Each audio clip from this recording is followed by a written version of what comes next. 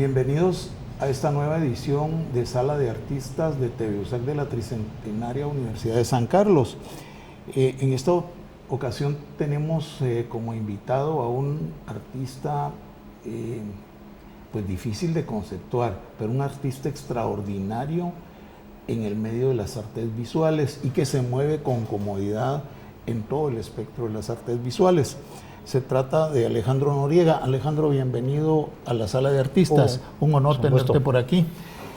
Alejandro llega a la Escuela de Artes Plásticas en el año 84. Pertenece a la generación de Marvin Olivares y Rubín Solórzano. Es una generación ilustre de profesionales de las artes visuales guatemaltecas. Bueno, que los otros dos han pasado ya por acá, ¿verdad? Son de verdad digamos, la parte académica de este tema de las artes visuales. Y ahora tenemos la suerte, la alegría, la honra de tener aquí a Alejandro Noriega, que viene a contarnos quién es Alejandro Noriega. Así que, Alejandro, te dejo con tu público, contarles quién es tú, por favor. Bueno, pues soy una persona bastante inquieta. Creo que desde niño en la escuela primaria tuve la oportunidad de pasar por, bueno, lo que todos atravesamos en las escuelas primarias, pero recuerdo muy bien que cuando estaba en tercero y cuarto año, pues se hizo algún concurso de los que se hacía en la escuela, ¿no? Y recuerdo haber ganado, creo que primero fue un tercer lugar y el siguiente año gané un segundo lugar en dibujo.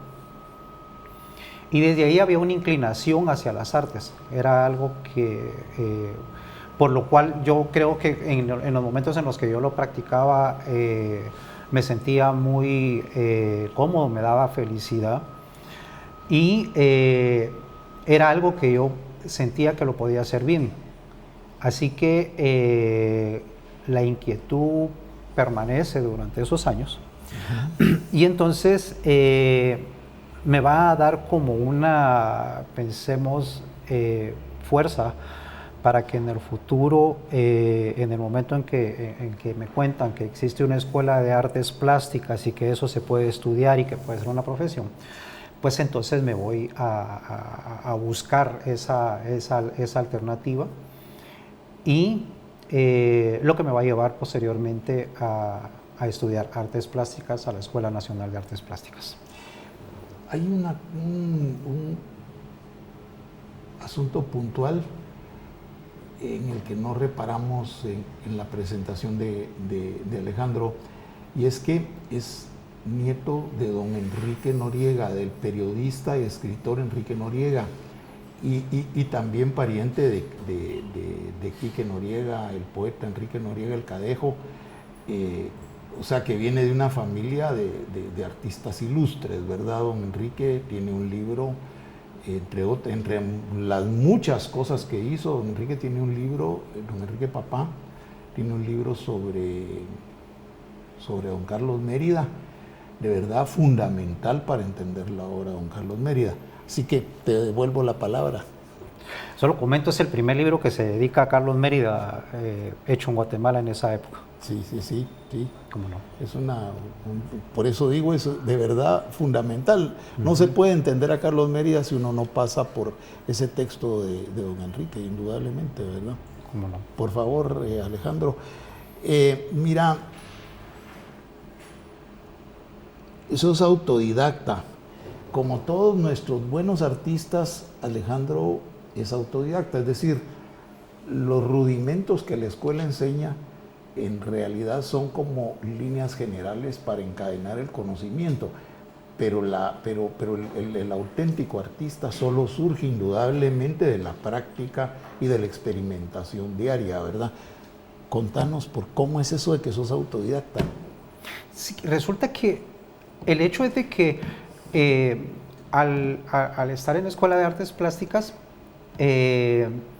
ya unos años antes yo había tenido la oportunidad de ver algunas obras en revistas, en libros. Y entonces había, pues por supuesto, mucha inquietud acerca de la cuestión de las artes, pero cuando estamos ya en Escuela de Artes Plásticas y llevamos la formación académica, de repente, en un año específico, yo recuerdo que estaba por cursar el tercer año, cuando me enfrento a una pintura abstracta, ¿verdad? Encuentro un cuadro de Rodríguez Padilla, era una pieza bastante grande, muy experimental, ¿verdad? Es decir, muchos colores. En ese momento yo, por supuesto, no podía entenderla, es decir, no tenía una idea de... Perdón, ¿Rodríguez Padilla papá o Rodríguez Padilla Juan Jacobo?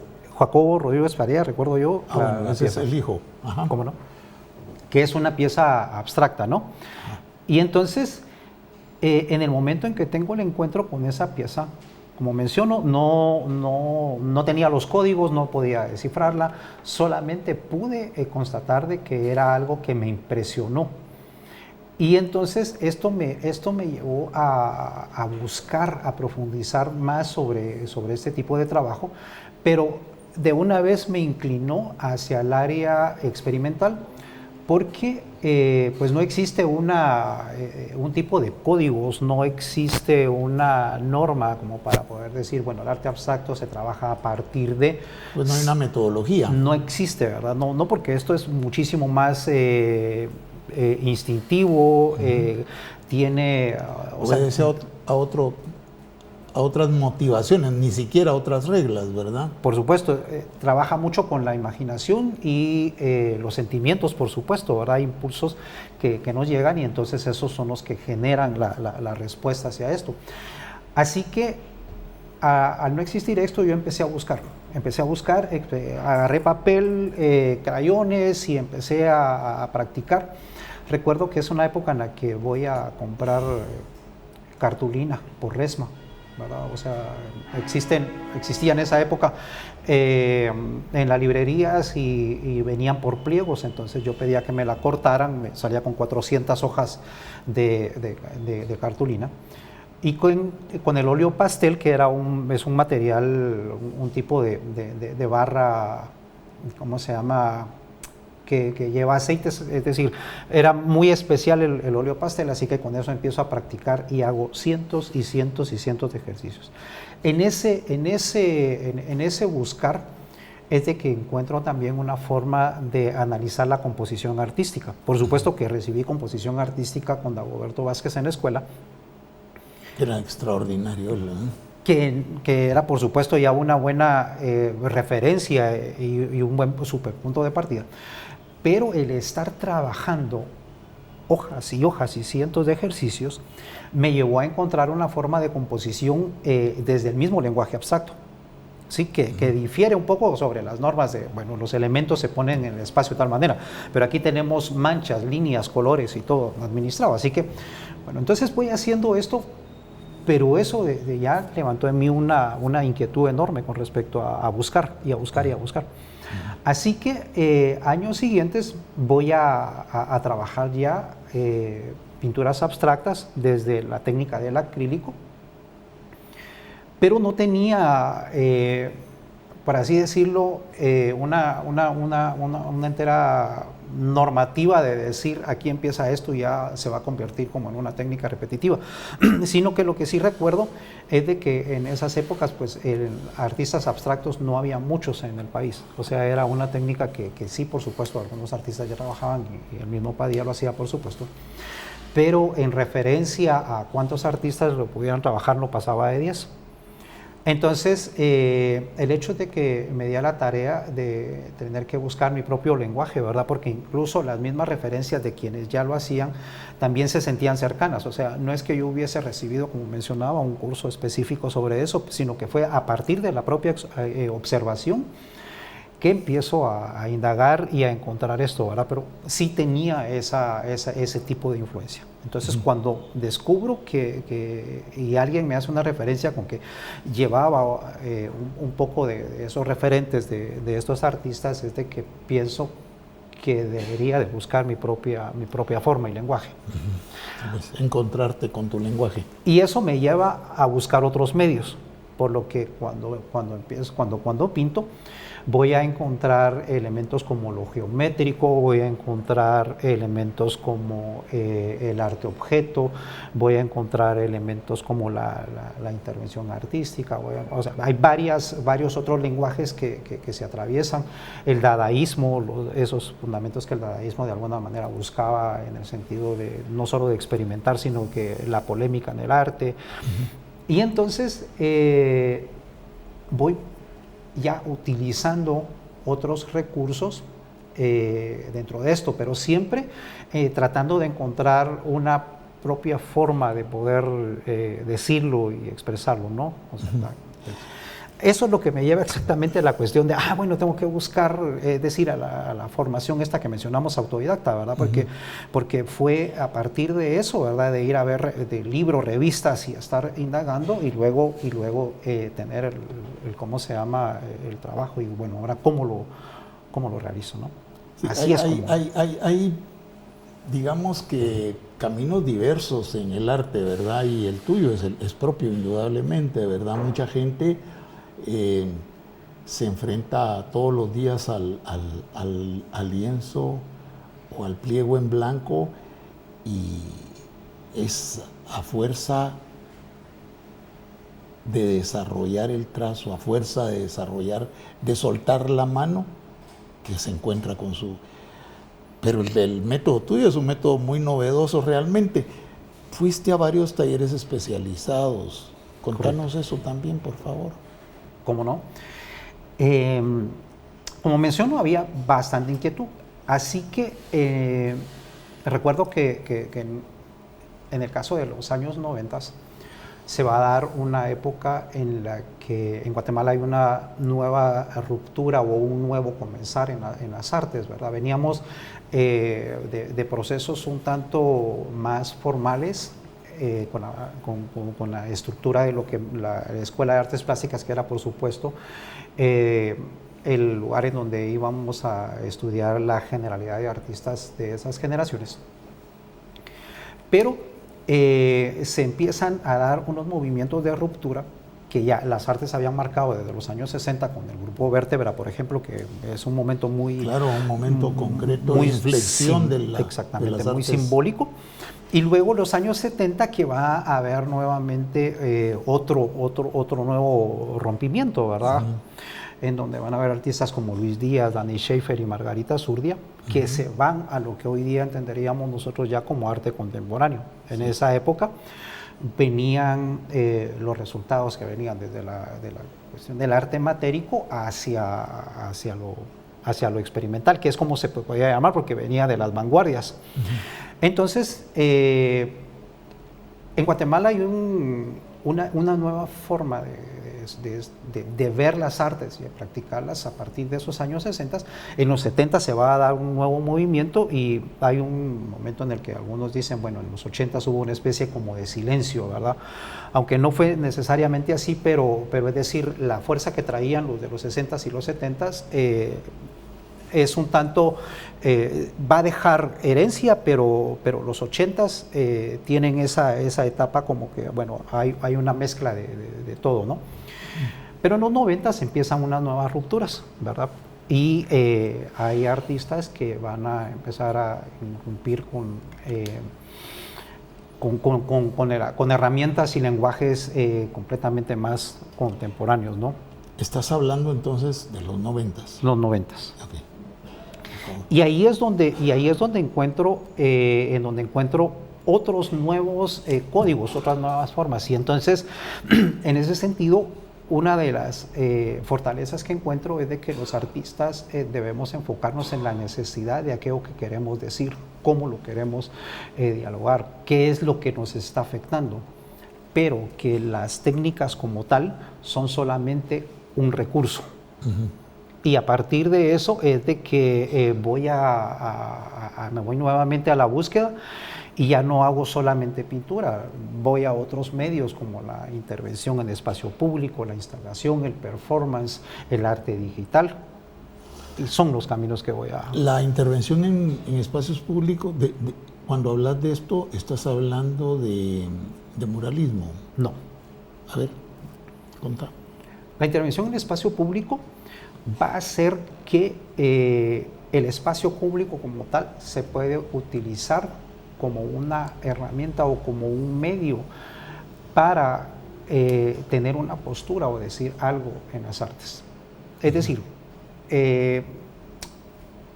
pensemos que cuando mencionas un muro estamos hablando del muralismo tradicional, pero a un muro se le puede poner un objeto, se le puede transformar, ya no dejarlo solamente con la idea de que es una pared al vacío o una pared pintada, sino que le podemos poner un objeto, podemos dañarla, transformarla, y esto es la idea de es decir, de ahí viene la alternativa de encontrar o hacer una intervención. La calle misma como tal, pues obviamente es un espacio para que transiten las personas, ¿no? O para que transiten los vehículos, pero yo puedo hacerle algo en específico a la calle para que ésta se convierta o tenga una nueva forma de visual y de utilización. Ok. Se nos acabó el tiempo con este muchacho tan potente. Por favor, no se vayan, quédense con nosotros, lo mejor está por venir. Volvemos después de un corte.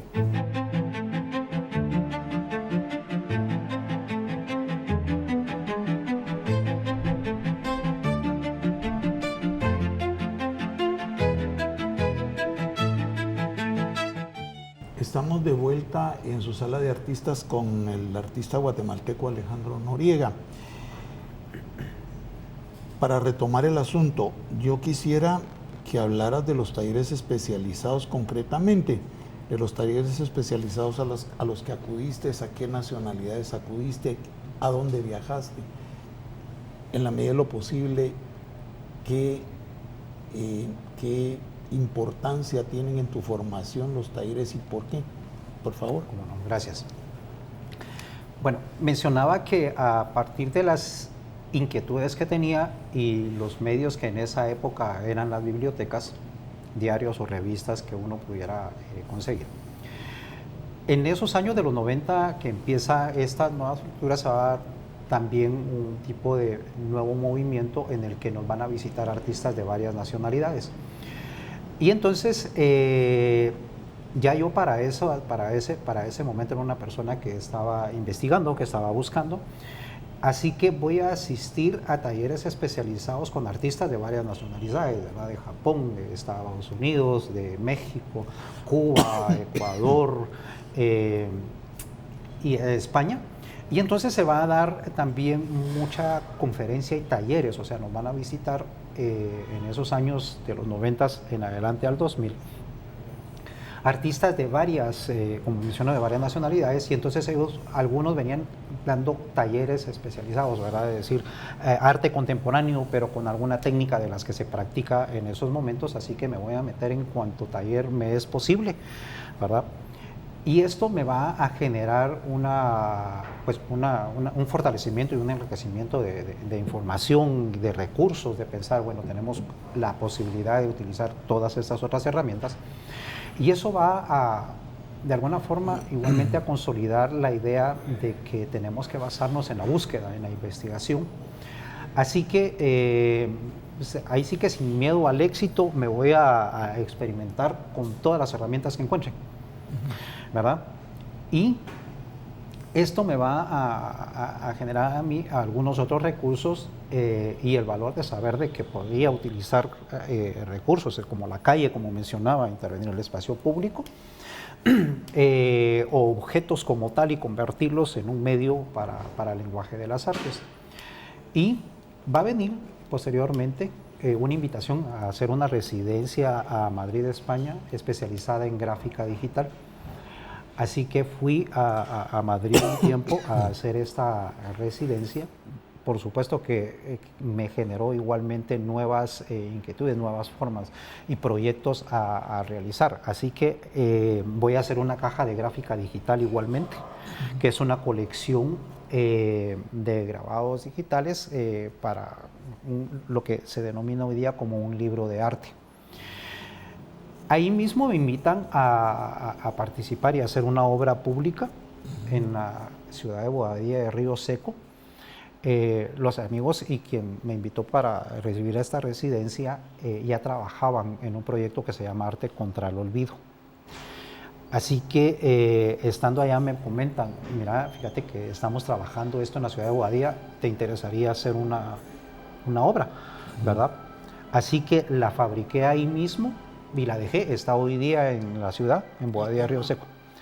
El tema es que trabajé unas sierras, había una colección de sierras que se utilizan para cortar el concreto. Estos amigos han sido artistas muy inquietos y uno de los aspectos que han trabajado son las intervenciones en las estaciones de metro de Madrid. Igualmente son fotógrafos y hacen documentación de la construcción de tramos carreteros y también hacen la decoración o transformación de un espacio como tal. Así que tienen una colección de discos de sierras de esas que utilizan para cortar concreto, y cuando veo este recurso les pregunté, ¿verdad?, que si tenían algo que hacer con eso, y me dijeron que no tenían ningún proyecto. Entonces le dije, dame todas las sierras que tenés, vamos a comprar pintura automotriz y voy a intervenir cada una de ellas. Así que en una colección de un grupo de ellas las trabajo, las pinto y trabajo una pieza que se va a plantar en la ciudad de Bobadilla. Así que esto es como parte de esa historia, pero tiene que ver con esto de la autoformación, ¿no?, de la búsqueda, y entonces el tomar cuanto taller especializado, conferencia, la que uno pueda, la educación alternativa, es decir, esto ya no existe dentro de las aulas de las clases, sino que claro, la persona inquieta va a buscar, ¿verdad? Y va a buscar y va a buscar. Fue mi recurso, a ese y hoy día lo sigo practicando, ¿verdad? Me encanta ir a escuchar, a ver y a aprender nuevas herramientas. Hoy día trabajo arte digital. Ya no pinto, digamos, es decir, sí lo hago, por supuesto, me refiero a que ya mis trabajos ya no son solo exclusivamente pintura, hago fotografía, la pinto con software, convierto una imagen fotográfica a fotogramas, pinto varios de ellos, después lo convierto en un video corto. Así que, pero todo eso tiene que ver con esa autoformación. Bueno, miren, pues esto es de estas cosas para las que de estas ideas de las que se nutre este programa, que ustedes sepan, estén en contacto con los nuevos medios de hacer arte, y que vayan conociendo también a sus artistas. Lamentablemente pues no tenemos el tiempo para ver actuar sobre el sustrato Alejandro Noriega, pero bueno, ya les compartiremos fotografías de su trabajo. Vamos a ver cómo se conceptúa Alejandro Noriega en el ámbito artístico. Aquellos conceptos de el arte expresivo, de tiempos anteriores a Picasso en París, pues parece que están muy atrás, ¿verdad?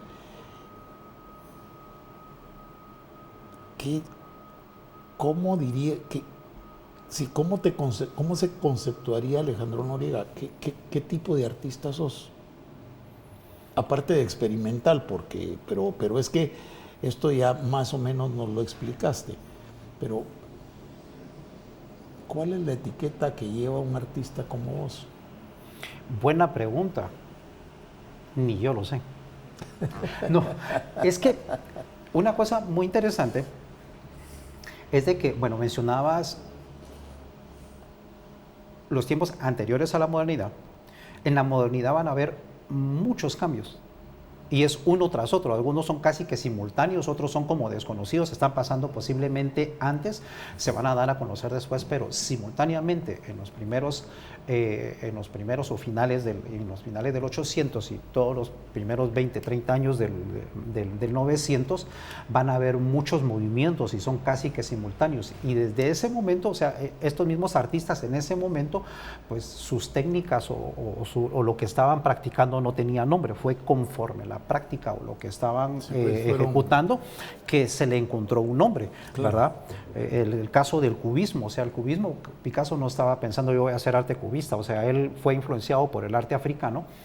Y a partir de esa influencia él va a trabajar estas formas triangulares, pero fue una persona exterior, un crítico de arte, el que al ver el trabajo le dice estos son como cubos, y a partir de ahí le sufrió el nombre, ¿verdad? Y lo mismo sucedió con los artistas impresionistas, o sea, ellos no estaban, es decir, en ese momento que ellos practicaban, no se tenía un nombre para lo que estaban haciendo. Ahora va a ser nuevamente, es un crítico o los observadores que dicen estos artistas lo que están haciendo es tratándonos de impresionar. Impresionistas. Entonces, a partir de ahí va a tener un nombre. ¿Qué es lo que sucede con las técnicas que trabajamos? Es decir, mucho de lo que encontramos hoy día. Bueno, pues todavía no se puede etiquetar. Es decir, sí hay nombres específicos para decir, bueno, si estoy trabajando fotografía, pues es fotografía, si es video, es video. Pero el hecho con esto es de que estas son las técnicas. Lo que dice la obra en la forma en que se presenta y cómo esta tiene nuevos valores o algunos ingredientes que la sacan del cuadro establecido. El marco establecido. Exactamente. Eso implica, sí, estar en un espacio, en un tiempo experimental, que a partir de la práctica va agarrando forma, pero el hecho es de que en estos días quienes practicamos multidisciplinariamente nos dicen que somos artistas contemporáneos, ¿verdad? Es una forma de llamarlos porque aún no existe un nombre específico para todo eso que se está haciendo, aunque después de los años 60 que surge el movimiento conceptualista, se le va a llamar arte conceptual por el hecho de que está basado fundamentalmente sobre la idea, ¿verdad? Son un cúmulo de ideas, estas se van a trabajar en un medio, van a generar un lenguaje o una postura, una opinión acerca de lo que un artista resiente de la sociedad, de lo que puede ser susceptible, ¿verdad? Puede ser la política, puede ser un problema romántico, puede ser una cuestión filosófica. Entonces, todo lo que va en ese contenido es información, pero el punto surge a partir de una idea. Lo demás son medios. Sí. Bueno, está aconteciendo en otras áreas del quehacer humano esto también, ¿verdad? Porque, por ejemplo, en la ciencia hay ahora ciencias asociadas, por ejemplo, la astrofísica, la física de más allá, lo que nos es posible ver al ojo, la arqueofísica, que es la investigación de por ejemplo, una estrella que colapsó hace 5.000 millones de años, ¿verdad? O esa estrella que colapsa con la caída del imperio chino, ¿verdad? Y que aparece en la historia china, ¿verdad? Que aparece también en la historia prehispánica nuestra, ¿verdad? Entonces, es decir, ¿por qué el arte no, verdad? Hacia ahí es hacia donde yo quiero ir, ¿verdad? ¿Por qué el arte no? Parece que tenemos que estar abiertos a lo que venga y entender que el arte en algún momento no va a dejar de ser académico, pero sí va a dejar de ser lo que conocemos hoy como arte, pues, ¿verdad? Es decir, pues porque el mundo es dinámico y se sigue, y la historia de la naturaleza es eso, cambio permanente, perpetuo. Bueno, vamos a ver proyectos. ¿En qué proyectos ha participado Alejandro Noriega? Proyectos como tales creo que, bueno, múltiples, ¿verdad? Es decir, vengo haciendo, aparte de la cuestión puramente experimental que hemos platicado, Algo que surgió en un momento determinado es de que en mi caso, en nuestra generación, también heredamos, no exactamente todos los artistas, solamente algunos con tales inquietudes, pero algunos de los que mencionaste ya tienen esa, ¿cómo se llama? Han pasado por ahí también. Que es el hecho de que entendemos que el artista no es solamente una persona que se dedica a crear su trabajo, sino que tiene que convertirse en lo que hoy día entenderíamos como un todólogo. Tiene que encontrar la forma de gestión, tiene que encontrar la forma de autopromoverse, tiene que encontrar la forma de divulgación, tiene que encontrar la forma de crear proyectos, y es una de las herramientas que voy a trabajar. Y también de sobrevivir, sobre todo. Por supuesto. Mira, fíjate que se nos está terminando el tiempo. Quisiera que nos hicieras el favor de trasladarle tu experiencia a los jóvenes, a los artistas que están empezando hoy, y de contarles hacia dónde crees que esto puede ir según tu experiencia, por favor. ¿Cómo no?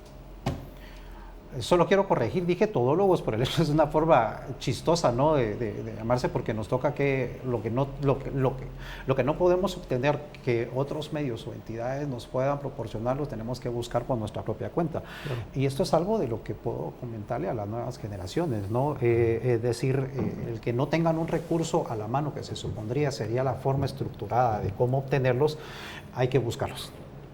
Y esto nos lleva a la cuestión experimental, o sea, no hay otra forma, ¿no? Pero todo aquel recurso, es decir, generaciones anteriores, las artes estaban circunscritas al museo, a la galería, a los espacios cerrados. De ahí viene la alternativa de decir, bueno, pero si no puedo ser una persona que va a poder presentar su trabajo en un espacio cerrado, pues lo puedo hacer en donde sea.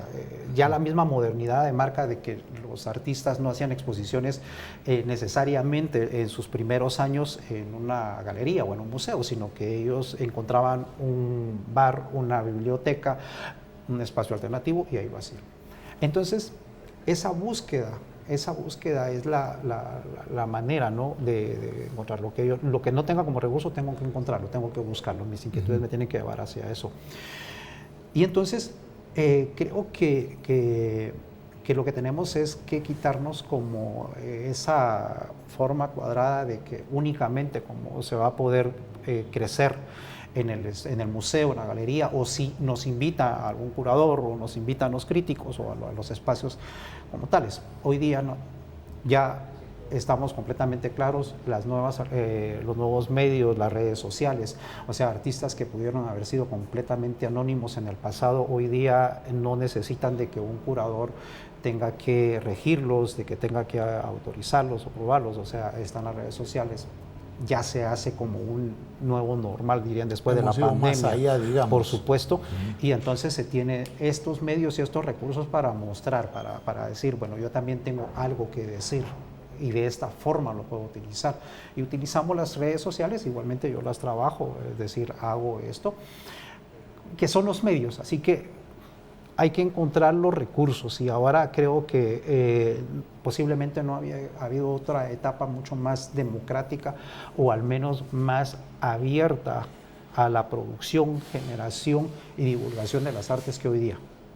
Bueno, Alejandro Noriega tiene que volver a venir porque no nos alcanza el tiempo para todas las cosas que quisiéramos tratar con él. Muchas gracias por haber estado aquí. Te agradezco que hayas venido. A ustedes, gracias por su audiencia. Hemos de encontrarnos nuevamente en una nueva edición de su Sala de Artistas. Muchas gracias. Gracias también al equipo de TV USAC por permitirnos llegar a sus hogares, a sus pantallas, a sus computadoras, al medio desde el que nos vean. Muchas gracias.